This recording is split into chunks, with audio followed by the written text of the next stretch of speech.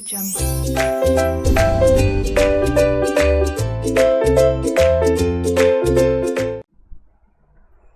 guys, what's up? So welcome back to the class. We are doing a new chapter today.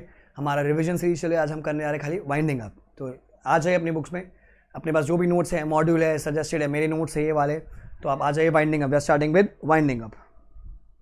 बहुत लंबा चौड़ा chapter होता है ये, तो जितना आपको कराया जाए उतना कर लीजिए. एटलीस्ट आपके एमसीक्यूज एंड डिस्क्रिप्टिव में आप कुछ तो लिख पाओगे. आ जाइए, let's start winding up. It's a revision series for May 22 and November 22 guys. ध्यान रखिएगा. पहला, it says what are the circumstances in which the company may be wound up by the tribunal. What are the circumstances in which the company may be wound up by the tribunal. Section number कौन सा बच्चों? 271. सो आपका company से का part है sir winding up के कौन कौन से ग्राउंड्स है. पहला ground, if the company has pass SR, company has pass SR, या फिर the company has acted against the interest of sovereignty and integrity of India, against the integrity and sovereignty of India. Number 3, sir, if an application is made by ROC or person authorized by CG, application made by ROC or person authorized by CG. Fourth, company has made default in filing FS or annual return in the last 5 years. In the last 5 years, company has made default in filing FS or annual return with ROC during the last 5 years. And if it is just and equitable, तो ये 5 ground है. पर पहला ground क्या है sir? SR, members ने approval दिया. Number 2, against the integrity and sovereignty of the India. Number 3, application made by ROC or person authorized by CG. Number 4, FS filing के annual filing के the last 5 years, just and equitable. D point पे exam में question आ चुका है. 5 साल check करना आपको, ठीक है. सेक्शन नंबर कौन सा बच्चों? 271. नंबर 2, सर ग्राउंड्स हो गए, एप्लीकेशन कौन करेगा? तो यहाँ पर एप्लीकेशन नहीं बोला, पर बोला पेटिशन कौन फाइल करेगा? Sir petition for winding up can be made by a company. Number 2, contributory. Number 3, combo of A और B, company contributory combo, company contributor मिला के, ठीक है. तो डी आरओसी, क्योंकि ऊपर से आरओसी आ गया. फिर एक पर्सन होता है सीजी था, ऊपर से वो भी आ गया, बराबर. फिर अगर वो ग्राउंड है ना अपना, वो against the integrity and sovereignty of India, तो कौन अप्लाई करेगा sir? CG SG. If the company is acted against the sovereignty और इंटीग्रिटी ऑफ इंडिया, तो ऊपर से यूज करने का आंसर को, नया नहीं पढ़ने का. सर कंपनी कर सकती है, कॉन्ट्रीब्यूटरी कर सकता है सर, कॉम्बो हो सकता है. फिर ROC, person authorised by CG. फिर CG SG if the company is acted against the sovereignty और इंटीग्रिटी ऑफ इंडिया. अब पेटिशन बाय कॉन्ट्रीब्यूटर, अभी हर एक को पढ़ते हैं पेटिशन बाय कॉन्ट्रीब्यूटर क्या बोलता है, देखो. अभी sir contributor is entitled to file a petition for winding up. Sir contributor कौन होता है? आगे पढ़ेंगे अपन. कॉन्ट्रीब्यूटर मतलब सर एक ऐसा इंसान, भले उसके पास पार्टली पेड अप शेयर हो या फुल्ली पेड अप शेयर हो, तो वो क्या है? वो कॉन्ट्रीब्यूटर ही है. 10 रुपए का शेयर है, मैं थोपड़े का वैल्यू 10 रुपए है, 10 में से 6 रुपए मैंने पे कर रखा है, 4 रुपए भी अनपेड है. So I am liable to contribute, तो आई एम अ कॉन्ट्रीब्यूटर. अरे मेरा 10 रुपए का शेयर है, मैं 10 का 10 पे कर रखा है, तो मैं लाइबल नहीं हूं, पर मैं डेफिनेशन ऑफ कॉन्ट्रीब्यूटर में आ जाऊंगा. Though I am not liable because 10 का 10 पे कर रखा है ना आपने, but you would be following the definition of contributor. अच्छा, तो contributor is also entitled to file a petition for winding up, कर सकते हो. अच्छा, he should hold the shares which are originally allotted to him and register in his name at least कितना महीना sir? 6 months in the last 18 months. तो sir आपके पास वो shares होने चाहिए. आप वाइंडिंग अप कर रहे हो आज से 18 महीने में, कितने महीने के सर? 6 महीना. At least for 6 months in the last 18 months, और has devolved on him through the death of a former holder. Sir आपने अगर शेयर्स खरीदे हैं तो आपके पास शेयर्स होने चाहिए for 6 months in the last 18 months, और have devolved him through the death of a former holder. जैसे ऋषि कपूर चले गए तो उनके सारे शेयर रणबीर के पास आ गए, तो उसमें पीरियड नहीं देखना. आपने शेयर्स खरीदे हैं तो 18 महीने में लास्ट 6 महीने आपके पास शेयर होते, तो आप कॉन्ट्रीब्यूटर ऑफ एप्लीकेशन कर सकते हो. सर पेटिशन में also be file if he may be the holder of fully paid up share, जो मैंने आपको बताया. भले आप partly paid up, fully paid, आप कॉन्ट्रीब्यूटर हो, though you are not liable to contribute, but you can file a petition. अच्छा, company में have no asset at all. हम बंद क्यों करवा रहे सर? हमको पैसा चाहिए. पैसा कैसा है जब एसेट बेचेगा? अबे एसेट ही नहीं है, still you can file a petition, still. अच्छा, may have no surplus assets left after distributing among the shareholders after the satisfaction of liabilities. अच्छा, असेट है, पर जो असेट आएगा ना वो बिक जाएगा. बेचने के बाद क्या होगा? जो लोन वोन है वो पे ऑफ होएगा. साला शेयरहोल्डर को कुछ मिलेगा नहीं, क्योंकि आपने हिरार्की के हिसाब से इक्विटी शेयरहोल्डर तो लास्ट में आते ना. Still you can file a petition. See बाद में देखा जाएगा जो होगा, पैसा आएगा नहीं आएगा, पर आप पेटिशन तो कर सकते हो ना. नहीं सर पैसा एसेट ही नहीं है तो क्या फायदा पेटिशन करके? अरे करो ना, किसने मना किया? सर एसेट है पर सारा लायबिलिटी पे ऑफ हो जाएगा पूरा. अरे करो पेटिशन. सब लोग फुल्ली पेड अप शेयर्स करो पेटिशन, कोई दिक्कत नहीं है. आप पेटिशन तभी कर सकते हैं आपके शेयर्स होंगे फॉर 6 महीने द लास्ट 18 months, या डिवॉल्व हुए आपके फॉर्मर होल्डर से ऑन द डेथ. फिर सो कॉन्ट्रीब्यूटरी हो गया. अब आरओसी की बात आती है. ROC ROC can file a petition for winding up under section 271 except on A ground. Except on A ground मतलब सर SR वाली बात, उसमें तो members करेंगे. Before petition, ROC will obtain previous approval of CG. ROC will obtain previous approval of CG. CG will give the opportunity of being heard to the company.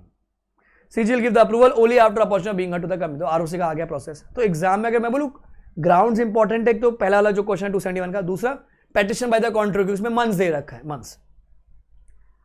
Petition by the company. Sir company shall apply to the tribunal for winding up only if it is accompanied by a statement of affairs. SOA, SOA, अकम्पनीड बाय SOA. SOA मतलब क्या? Statement of affairs. A petition copy should also be filed with ROC, who shall submit his view to the tree within 60 days of the receipt of petition. MCQ आ सकता है. Within 60 days of receipt of petition. तो company क्या करेगी? Company file करके tribunal को, मेरे को company को बंद कराने का खुद. अच्छा, साथ में क्या देना पड़ेगा? Statement of affairs. अच्छा, फिर सेम कॉपी आपको देनी पड़ेगी ROC को. ROC अपना व्यूज देगा with in 60 days of the receipt of petition. Sir किसको पेटिशन फाइल किया? ट्राइब्यूनल को फाइल किया. सर ट्राइब्यूनल मतलब कौन? NCLT. तो क्या ताकत है ट्राइब्यूनल का? जैसे एप्लीकेशन है सर, क्या कर सकता है?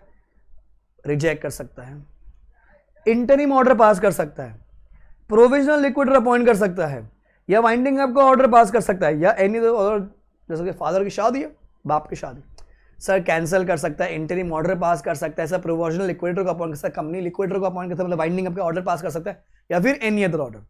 Sir the tribunal will pass the order, MCQ very important MCQ, within 90 days from the date of presentation of the petition. So tribunal के पास जो ताकत ऑर्डर पास करने के लिए 90 days एग्जाम में आया होगा ये. बिफोर अपॉइंटिंग PL मतलब provisional liquidator, the tribunal will give an opportunity of being heard to the company. The tribunal will give opportunity of being heard to the company. Sir same point, the tribunal cannot refuse to make the winding up order if there are no assets or assets are less than the liability. मतलब sir वही same situation अभी अपन ने जो पीछे पढ़ी, asset ही नहीं है या असेट है पर सारी लाइबिलिटी में पे ऑफ हो जाएगा, सर कुछ बचेगा ही नहीं, फिर भी लाइबिलिटी बचेगा. तो ट्राइब्यूनल तो क्या तो करूं मैं वाइंड अप का ऑर्डर पास कर? नहीं तू पास कर, बिंदास पास कर भैया, बिंदास पास कर सकते. अच्छा, अभी वैसे मेंबर्स ने पेटिशन फाइल किया. मेंबर्स ने जब पेटिशन फाइल किया, पता अपन ने वो ऑपरेशन मिसमैनेजमेंट सीखा था अपन ने कि अगर वो ऑपरेशन होता है मिसमैनेजमेंट का तो इतना बड़ा कांड होना चाहिए, वाइंडिंग अप तक जाना चाहिए, पर अगर वाइंडिंग अप कर दे तो कंपनी खत्म हो जाएगी, पर कुछ मिलेगा नहीं, तो अलग अलग रास्ता ढूंढते हैं. अभी मेंबर्स को अलग रास्ता दिखाया कि तुमको तकलीफ है, एक काम को तुमको कंपेंसेशन दिलवा देता हूं मैं.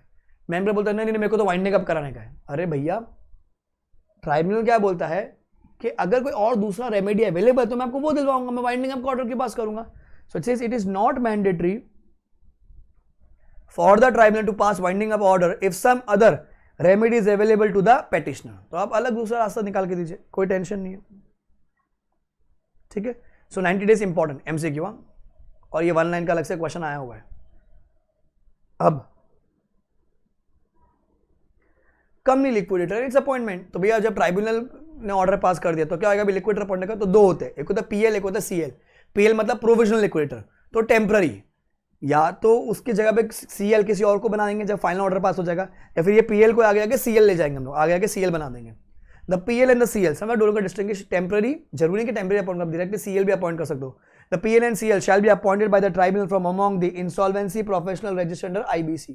कहां से लेकर आएंगे उनको? जो हमारा पैनल है ना IBC का, वहां से उठा के लेकर हम.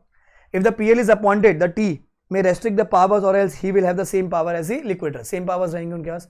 The PL or CL shall file a declaration within 7 days disclosing the conflict of interest or lack of independence. 90 दिन के अंदर T ऑर्डर पास करता है. जैसे या ट्राइब्यूनल हमने अपॉइंट कर दिया किसको? PL और CL को, वो लोग अपना डिक्लेरेशन देंगे विदिन 7 days कि अगर कुछ कॉन्फ्लिक्ट ऑफ इंटरेस्ट है तो the PL so appointed may be appoint as CL for the conduct of winding up. तो इसको आगे जाके लेके हम लोग CL बना देंगे या तो किसी और को अपॉइंट कर देंगे. सर तो इसमें क्या पढ़ने लायक है? प्रोफेशनल्स कहां से चूज होंगे? IBC में से उठा के लेकर आएंगे. पावर सेम होगी PL की जो CL के पास होती है. अच्छा, उनको कॉन्फ्लिक्ट ऑफ इंटरेस्ट डिस्क्लोज करना है विदिन 7 days. अच्छा, जो PL आगे जाके वही CL बन जाएगा. Sir removal and replacement of liquidator लेके कौन आया था? ट्राइब्यूनल. तो निकालेगा कौन? ट्राइब्यूनल. क्यों? गलत काम कर दिया है. निकालने से पहले क्या देगा? Opportunity of being heard. अच्छा, उसकी वजह से किसी को नुकसान हुआ वो भरपाई भी करके जाना. ये PL CL भरपाई करके जा. The tribunal may remove the PL or CL on the following grounds. Misconduct है, फ्रॉड और मिसफीसेंस है, प्रोफेशनल इनकॉम्पिटेंस और failure to exercise due diligence, या फिर inability to act as PL और CL, या फिर कॉन्फ्लिक्ट ऑफ इंटरेस्ट, या फिर लैक ऑफ इंडिपेंडेंस हो गया है.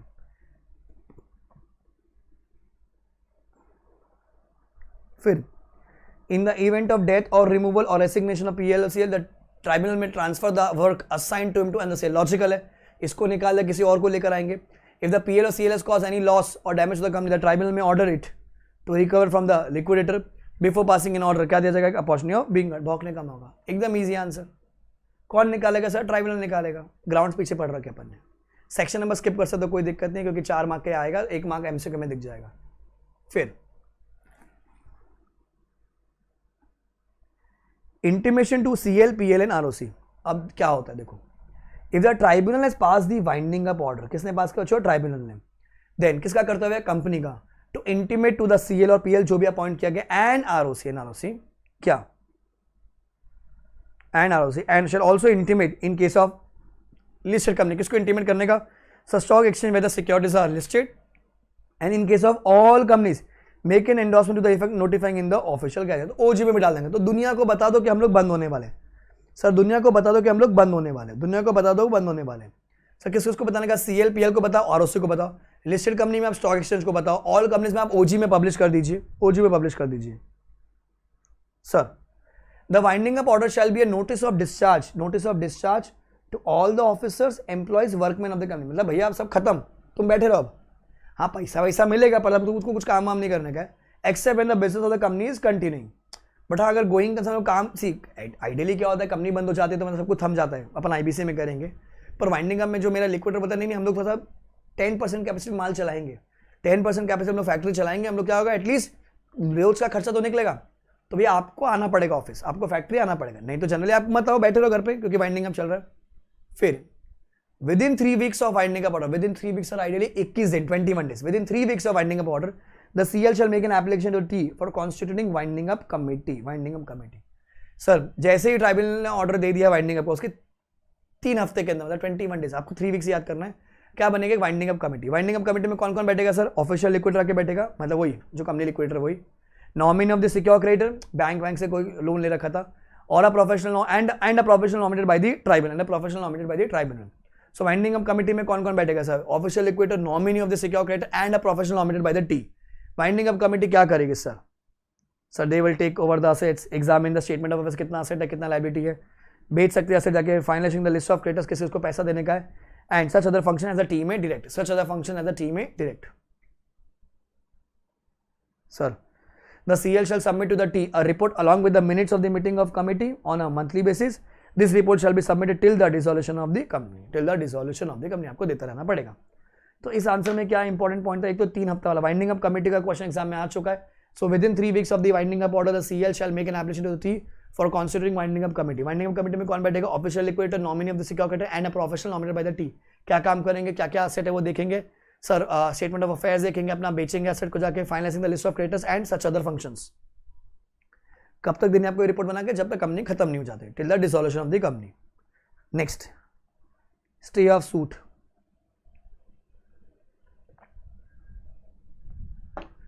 अगर किसी कंपनी का वाइंडिंग अप चल रहा है तो ना तो ये कंपनी किसी पे सू कर सकती, ना कोई और सू कर, सब कुछ थम जाएगा. अपन आईबीसी में से सब कुछ थम जाएगा, वो मोरेटोरियम लग जाता है, सब कुछ थम जाएगा. बट कोई पार्टी है बोलते नहीं नहीं मेरे को तो कंटिन्यू करवाने का केस, मेरा तो चलने दो सर. एक काम कर, ट्राइब्यूनल से परमिशन लेगा. ट्राइब्यूनल परमिशन देगा 60 डेज के अंदर. ट्राइब्यूनल परमिशन दे देगा 60 डेज के अंदर.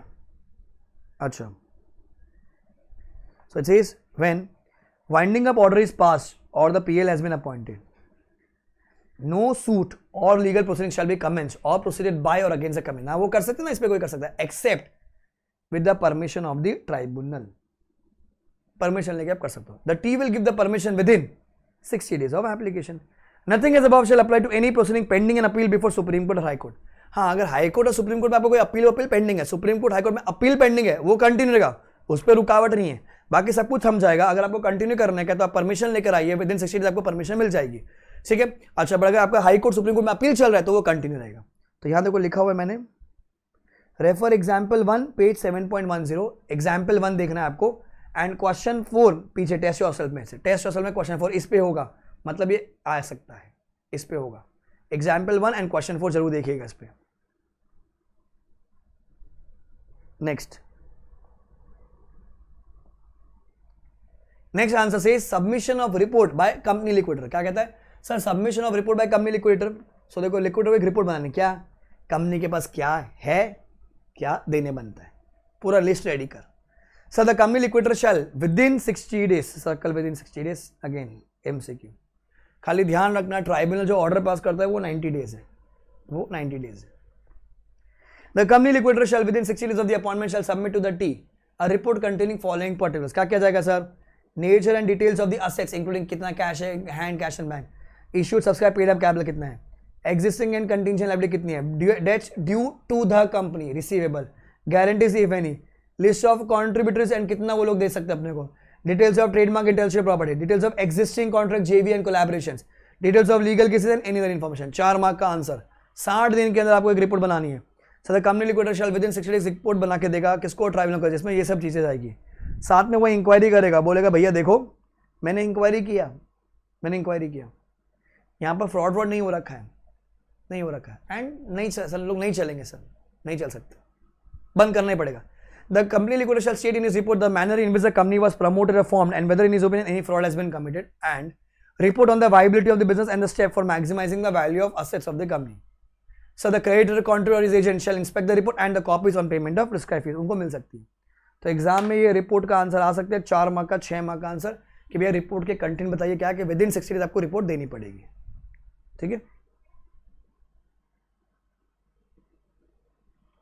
अब नेक्स्ट आंसर आएगा आपका बच्चों ओवरराइडिंग प्रेफरेंशियल पेमेंट।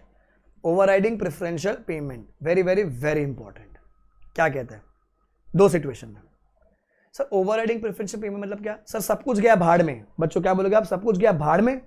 सबसे पहले workman dues and secure creditors. पहला क्या?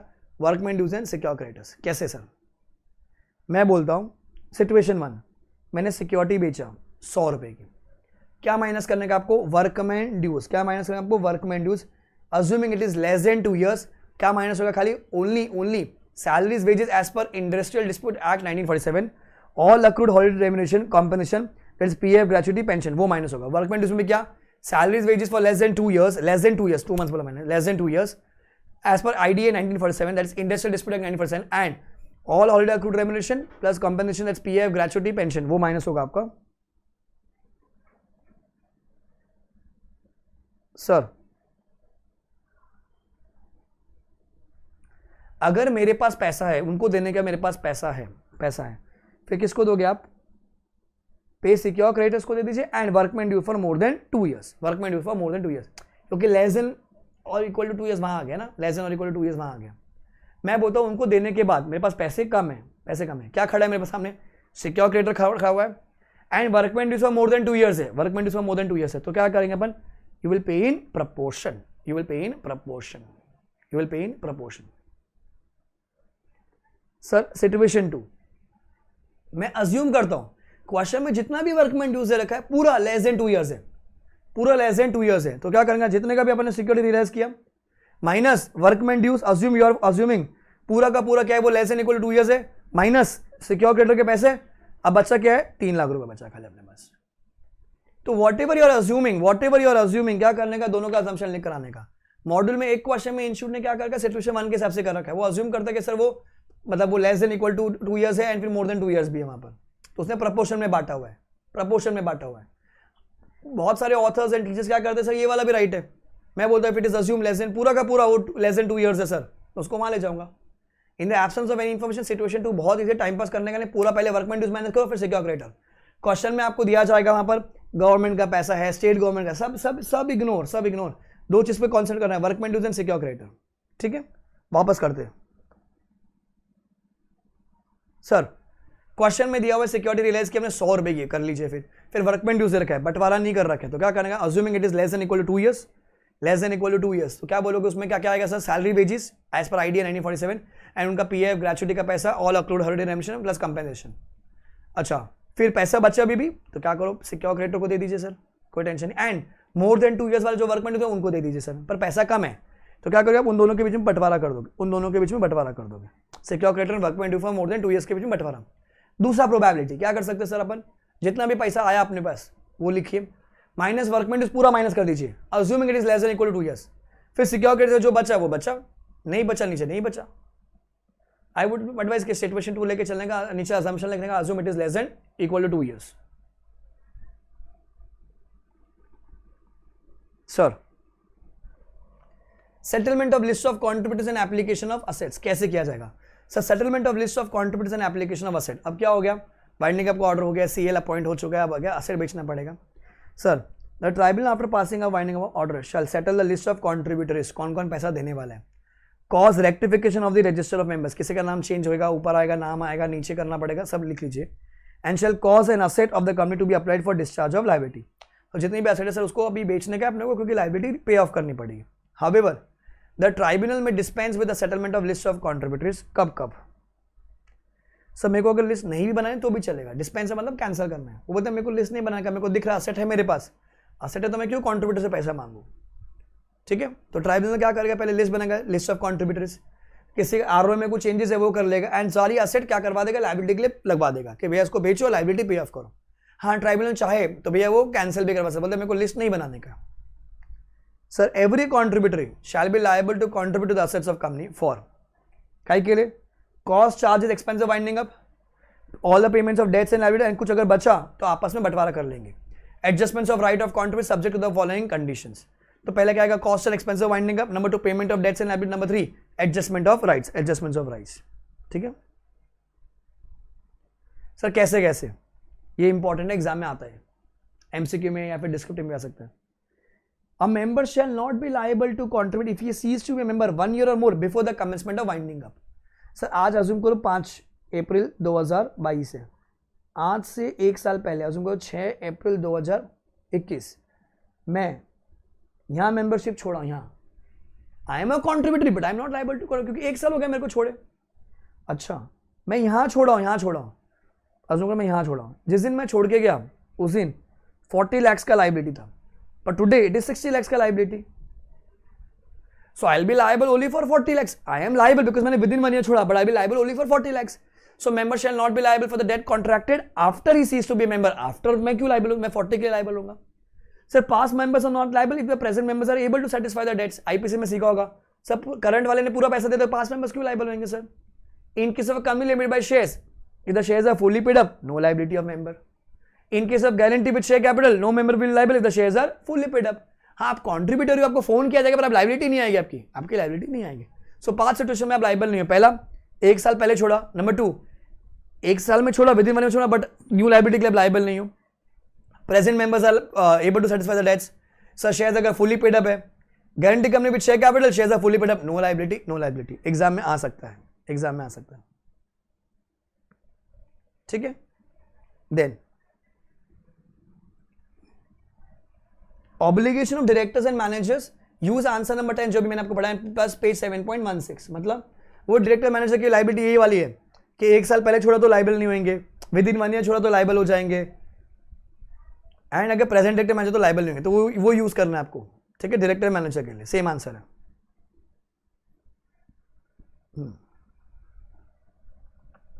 Advisory committee page section 27 page 7.16 winding up का।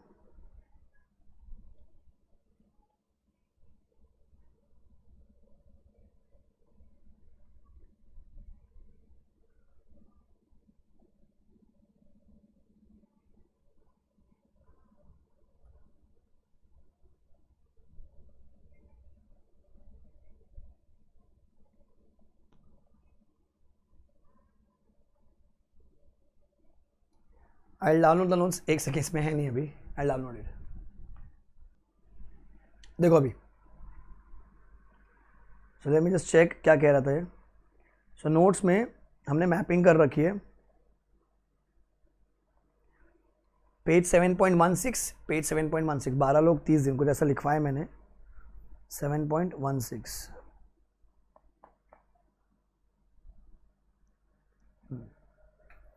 एमसीक्यू के लिए काम आ सकता है। देखो अभी advisory committee, so the team may while passing the order of winding up may direct that there shall be an advisory committee जो अपनों क्या देगी, ज्ञान देगी, ज्ञान to advise the company and to report to the tribunal such matters. कितने लोग बैठेंगे सर? मैक्सिमम 12 लोग। कौन कौन? Creditors and contributors and such other persons in such proportion as a team may decide. तो क्रेडिटर्स एंड कॉन्ट्रीब्यूटर्स आके बैठेंगे मैक्सिमम 12 लोग। Sir the company liquidator shall conduct a meeting of creditors and contributors as ascertain from the books of accounts within 30 days from the date of order of winding up for enabling the T to determine who may be the members of advisory committee. तो आगे जाके वो लोग क्या बनेंगे, हमारे advisory committee के members बनेंगे। तो मीटिंग बुला लीजिए सर उनकी। Sir, the advisory committee shall have a right to inspect the books, documents, assets, properties of the company. Sir, the provision related to convene of the meetings, the procedure to be followed thereat and other matters shall be such as may be prescribed नहीं किया गया अपने को. CL shall be the chairperson. The meeting of the advisory committee shall be chaired by the company liquid. So CL shall be the chairman. ठीक है. अब इसमें example है. The winding up process initiated by against Premier Limited, an advisory committee is formed by the T consisting of 13 members in order to advise the company liquidator and report to the T on the matters. The composition of advisory committee consists of 7 creditors and 6 contractors. नहीं चलेगा sir. The said constitution invalid as per section 287 consists of maximum only 12 members. तो इसलिए important कर दे क्योंकि example दे रखा है, आ सकता है एग्जाम में. एडवाइजरी कमेटी में 12 लोग बैठेंगे consisting of contributors and creditors. Proportion नहीं दिया है, वो टी डिसाइड करेगा, पर मैक्सिमम 12 लोग बैठेंगे. ठीक है, तो एमसीक्यू में आ सकता है आपको.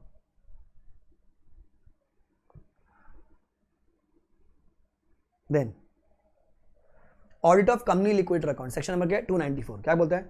The company liquidator shall submit to the T an account of the receipts and payment account in prescribe form in duplicate twice in each year, twice, and shall be verified by declaration in the prescribed form. The T shall cause the accounts to be audited in such manner as it thinks fit.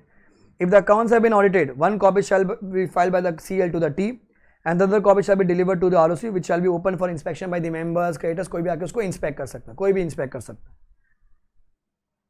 फिर if the accounts related to government company, the CL shall forward a copy to किसको? CG को, अगर CG member है तो, SG को अगर SG member है तो, दोनों को, if the both are members of the government company.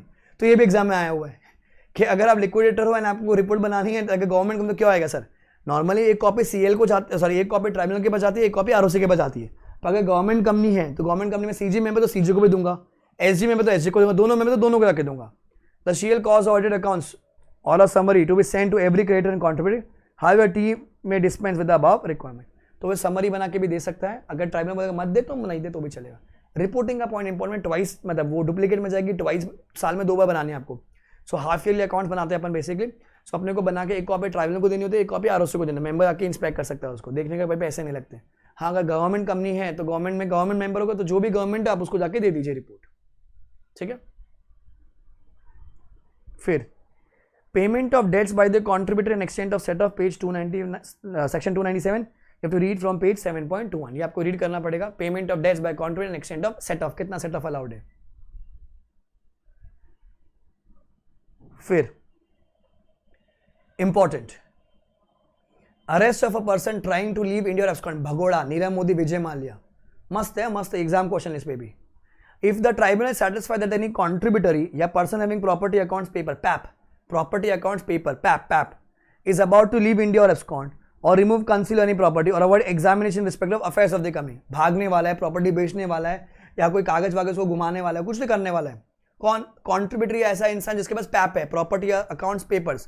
तो ट्राइब्यूनल क्या करेगा? Tribunal may cause the contributor to be detained till such time as a T may order the books and papers and movable property to be seize and kept in until such time as a T may order. Period दिया ही नहीं है. T की इच्छा होगी, ए तू detain हो जा, चल रहा उसको एक वो पहना काला कपड़ा पता है ना, वो डिटेन करते, डिटेंशन. न्यूयॉर्क मूवी में देखा होगा आपने, वो जॉन अब्राहम वाली, डिटेन करना. बुक्स पेपर्स को चलो उठा के रखो, कब तक? जब तक मेरी इच्छा होगी. Refer question 3 page 7.46 exam question है ये. तो इस इंस्टीट्यूट ने क्या घुमाया बच्चों से, बताओ कितने दिन का डिटेन करेगा, कितने दिन के लिए बुक्स रखेगा? कोई पीरियड ही नहीं है, जब तक उसकी इच्छा हो. Exam question. ठीक है, important question number 3 page 7.46 model question, ध्यान रखना. ठीक है.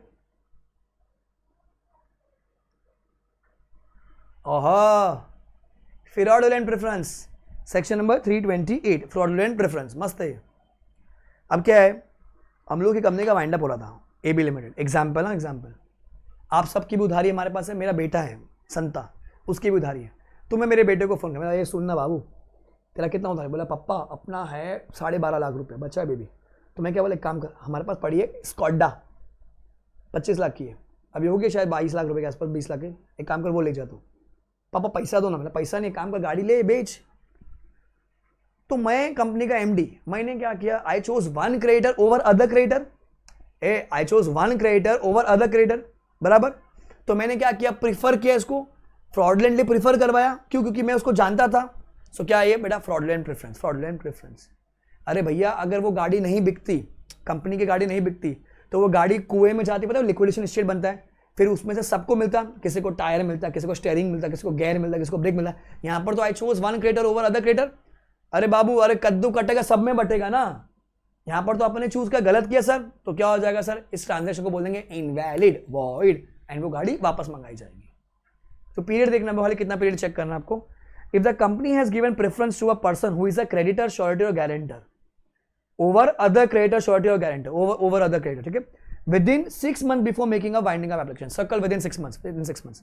तो ट्राइब्यूनल क्या करेगा, ट्राइब्यूनल में declare such transaction as a fraudulent preference and declare it as void and restore the position, and restore the position. Restore the position मतलब वापस मंगा लीजिए गाड़ी। तो transaction is void and restore the position. तो example देखो, यहाँ पर लिखा हुआ है 10 मार्च 2022, एक साल पहले आ जाएगा आपका, सॉरी 6 महीने देखने को, 1 सितंबर 2021, तो सितंबर, अक्टूबर, नवंबर, दिसंबर, जनवरी, फरवरी, मार्च, बराबर। इन 6 महीने में अगर आपने कुछ भी पैप ट्रांसफर किया, property, payment, delivery of goods किया है to creditors over and choose over one other creditors, तो it is void and it will be restored, void and restored. तो एग्जांपल, तो यहाँ पर कितना महीना चेक करना है आपको, within 6 months on the date of winding up, within 6 months. ध्यान रखना, फ्रॉडुलेंट प्रेफरेंस 6 महीना, क्योंकि आगे 1 साल एक कॉन्सेप्ट में आएगा, विद इन 6 महीना। ये आ गया floating charge.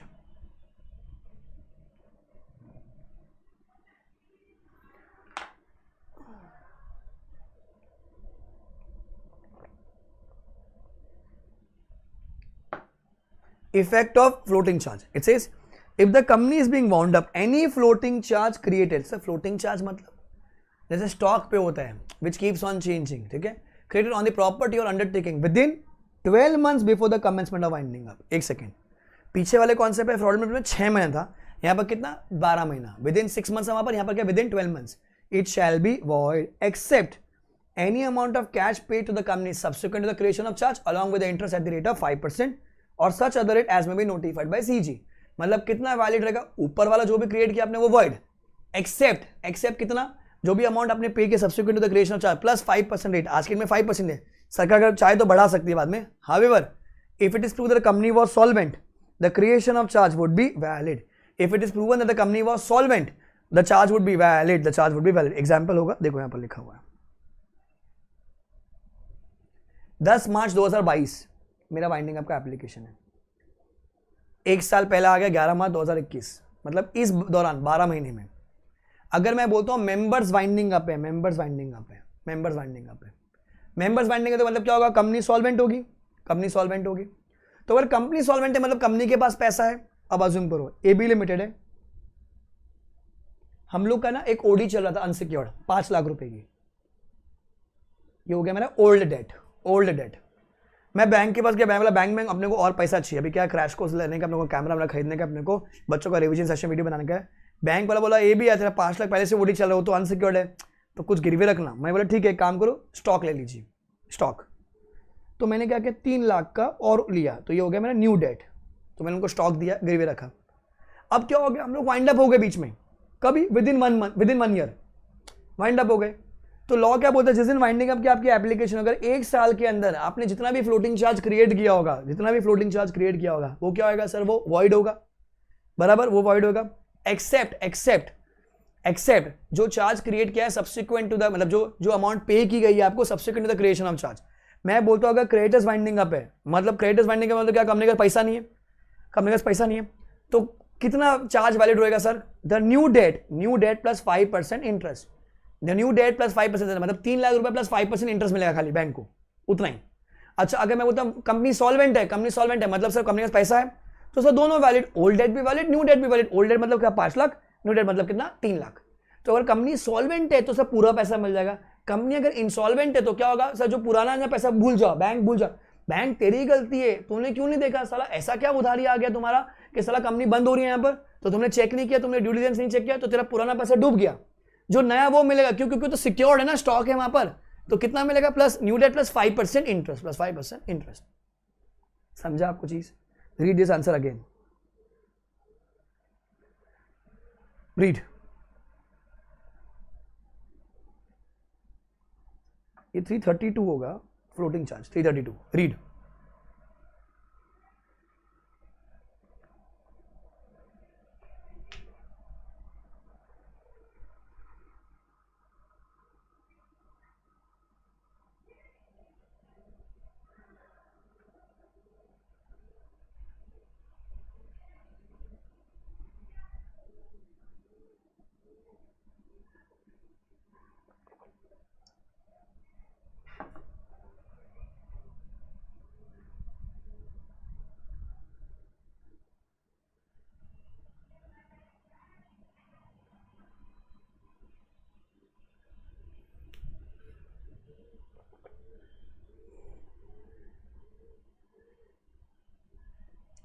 Clear?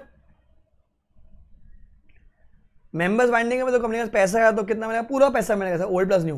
Creditors binding में तो मतलब क्या कंपनी इंसॉल्वेंट, अगर इंसॉल्वेंट तो पूरा नहीं मिलेगा सर, तो जो न्यू डेट है वो मिल जाएगा प्लस 5% इंटरेस्ट मिल जाएगा। नेक्स्ट,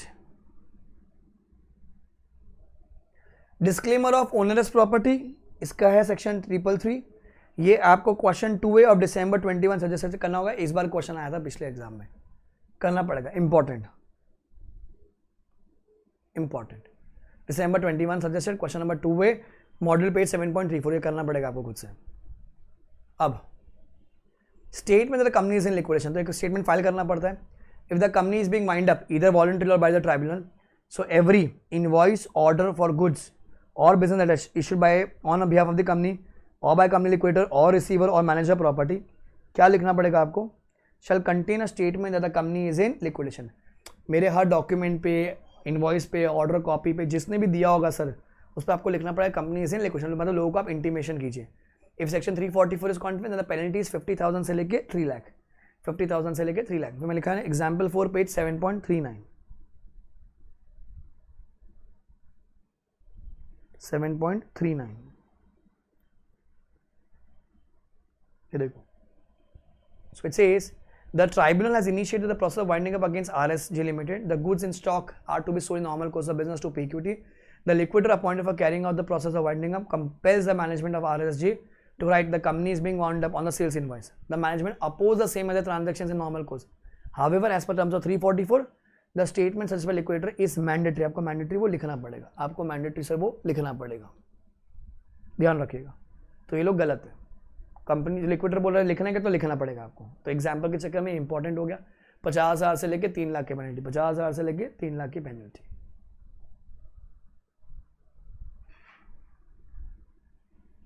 फिर CLD UAA अकाउंट, मस्त है, CLD UAA account, company liquidation dividend and undistributed asset account, section 352। अब इसमें क्या है, वो ये है, वो डेज वाला अपनी बात है, जैसे अपन अनपेड डिविडेंड की बातें करते हैं ना, अनपेड डिविडेंड की बातें वो ये यहाँ पर भी अनपेड डिविडेंड वाली जो बात है। सो वो क्या बोलता है, अगर कुछ पैसा है या कुछ असेट है जो पे करें, तो dividend payable to any creditor which is remain unpaid for 6 months, या फिर जो असेट है जो रिफंड करने किसी कॉन्ट्रीब्यूटर को, वो अनडिस्ट्रीब्यूटेड फॉर 6 मंथ्स। कहाँ जाएगा सर वो? ULD CA account, ULD UA account, company liquidator, मतलब company liquidation CLD and UAA account, company liquidation dividend and undistributed asset account में जाना चाहिए वो। अच्छा, the liquidator on the dissolution of company shall pay into the CLD UAA account any money representing unpaid or undistributed asset in sense from the at the date of dissolution. तो आपको भैया उसमें transfer करने का है। फिर क्या क्या दोगे सर आप साथ में? सर कितना अमाउंट है वो बताइए, नेम, लास्ट नोन एड्रेस, ठीक है, सारी डिटेल्स आपको देनी पड़ेगी। स्टेटमेंट फाइल करना पड़ेगा आपको ROC को। The liquidator shall be entitled to take a receipt from the schedule bank, कि भैया मैंने डिपॉजिट कर दिया, तो एक वो पावती लेकर आ जाएगा। फिर मेरा company is being wound up, the CL shall while filing a statement at 348 indicate the sum which is payable during the 6 months preceding the date on which the statement is prepared and shall within 14 days pay into the CLD UAA account। तो basically 14 दिन के अंदर आपको वो file करना है, amount deposit करना है शेड्यूल बैंक के अंदर। फिर किसी इंसान का जो पैसा है, जिसका CLD है, जिसका UA है, अनडिस्ट्रीब्यूटेड असेट है, या फिर लिक्विडेशन के डिविडेंड की अमाउंट है, आप जाके क्लेम कर सकते हो। किसके पास से? ROC से आप क्लेम कर सकते हो। अच्छा, provided the ROC shall settle the claim of such person within 60 days from the date of receipt of such claim, failing which the ROC shall make a report to the regional director giving reason for such failure। तो generally आपको 60 दिन में पैसा मिल जाएगा, 60 days में पैसा मिल जाएगा। फिर any amount which remains in CLD UA account for 15 years shall be transferred to सरकार के पास, general revenue account of the CG, but a claim to money so transfer may be preferred under subsection 6। आप जाके ROC से पैसा मांग सकते हो, वो पैसा मिलेगा। ये प्रोसीजर देखा अपन अनडिस्ट्रीब्यूटेड डिविडेंड अपना वो अनपेड डिविडेंड अकाउंट पे वो ज़्यादा IPF में, यहाँ पर वो 15 साल है, तो कहते हैं CLD UA में 15 साल तक रहेगा। अब जाके ROC से क्लेम कर सकते हो, ROC आपको 60 दिन में पैसा दे देगा। सर ULD CA में 15 साल बचा हुआ है, CLD UA में 15 साल हो गया, कहाँ जाएगा पैसा? फिर वो general revenue account of the CG। अच्छा, लिक्विडेटर को पैसा ट्रांसफर करना, तो उन्हें पैसा ट्रांसफर नहीं किया, तो यू हैव टू पे the interest eight 12% per annum, and वो भी उस अकाउंट में जाएगा। अच्छा, provide the CG may in any proper case remit either in part or whole the amount of interest which the liquidator is required to pay under this clause। So वो cancel भी कर सकते हैं। अच्छा, liable to any expenses, where the winding up is by the tribunal and also be liable for all such a part of his remuneration as a team may consider just. तो remuneration भी वापस देना पड़ेगा आपको. Interest दो 12% का, expenses है वो भी दीजिए, एंड आपको ट्राइब्यूनल ने अगर वाइंड अप करवाया तो आपने पैसा डिपॉजिट नहीं किया तो आपका जो रेमुनेशन आपको मिला वो भी आपको वापस देना पड़ेगा. किस पे कॉन्ट्रीब्यूशन है? अपने लिक्विडिटी पर. A Limited is getting wound up by the T under section 271. Mr. P has a sum of 45 lakh which was deposited in CLD UA account, 45 lakhs. Mr. P was given a receipt of the same. Mr. X applied to the ROC on 1st October claiming 12 lakh of such amount. After verifying the correctness of the same was settled on 12th November 19. 1st October 12th November, dates देख लीजिएगा. Balance amount remained unclaimed for a period of 15 years and hence was transferred to general revenue account of the CG. It was noted that 6 lakh was written by P which would have been deposited by him. Hence interest at 15% was levied on P. एक second, ROC से आप मांग सकते हो बराबर है, ROC आपको 60 days का वो बराबर है, पर 6 लाख रुपए जो लिक्विडिटी था सर उसको डिपॉजिट करना नहीं किया, 12% रेट मिलेगा, 15% नहीं, 12%. साथ में उसको पेनल्टी जो एक्सपेंस है वो भी हो जाएगा, साथ में जो रेम्यूनरेशन है वो भी रिफंड करना पड़ेगा. Please read the answer. ये आंसर है, रीड कीजिए.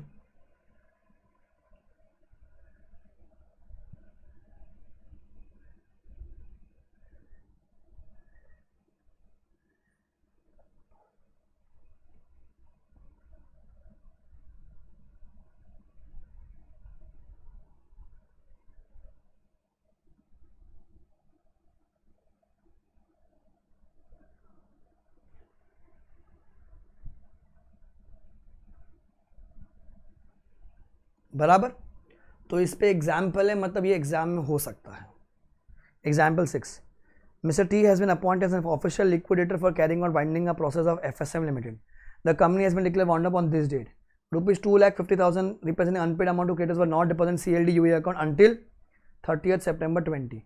Mr. T, as per section 3, the amount can be retained up to a period of 6 months and since 6 months has not elapsed in the above situation, no contribution. तो बताया 6 महीने तक अगर वो outstanding है तो आपको डिपॉजिट करना है.